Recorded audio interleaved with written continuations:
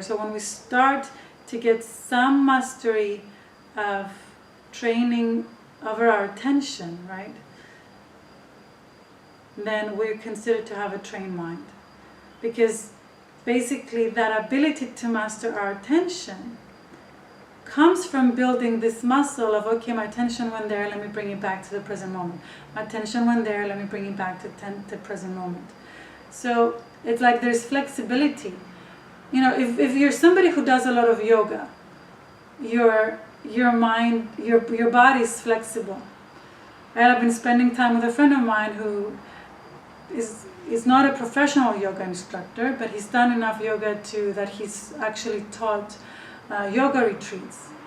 And you can talk to him, and while you're talking to him, all of a sudden he's sort of doing a headstand. So because he's practiced a lot of yoga, right, his body is really flexible. And he has this certainty with his body and this awareness with his body. It's the same way with mindfulness and meditation in general. If you do a lot of meditation, it's sort of your mind is flexible.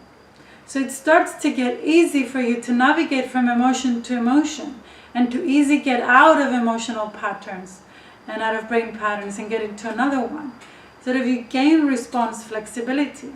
Whereas if we're not exercising our mind in that way, if we're not practicing our mindfulness, and we're not exercising our prefrontal cortex, because it's literally part of the brain.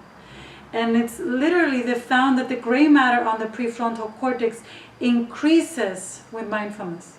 Even with a month of daily practice, there's a difference in the gray matter of the brain. And there's so much research now in neuroscience about this, that, you know, just put in gray matter, prefrontal cortex, mindfulness, and you'll get tons of articles, you know, that are actually proof of what I'm saying. So when we exercise that muscle, there's flexibility. So whereas somebody who's untrained, they sort of tend to respond the same way, and they always take things the same way, and they stay in emotions for a long time and they can't get out of them. You know, when you start to exercise that muscle, you'll see that you're flexible, like in yoga. You can sort of, okay, well, that doesn't make me feel good, let me go somewhere else. And it's just really easy for you to handle your mind. And see, we were given our minds to create our life, and by extension, the world. And the world is not meant to be a fixed place. And I don't think it's natural that it takes so long to manifest something in the real world. Right? It's a lack of flexibility. What happens is that because we do so many things and our energy is always outside to the things we have to do, the responsibilities we have, what I have to do all over there, all over the place, right? We don't spend enough time actually doing this exercise.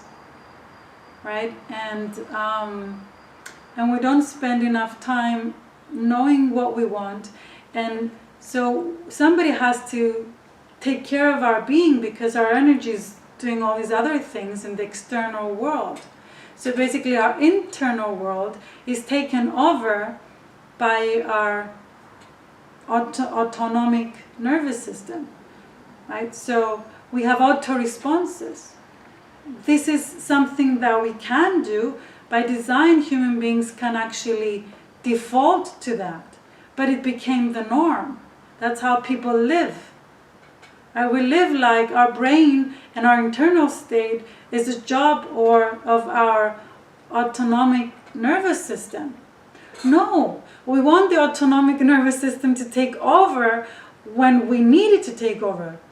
Right? Like if a tiger is is running after me, I want it to do the work and calculate what the best survival strategy is. The same if I have a car accident. I don't want to have to think about all the things I have to do in that moment. They just happen automatically, and my autonomic nervous system decides what to do.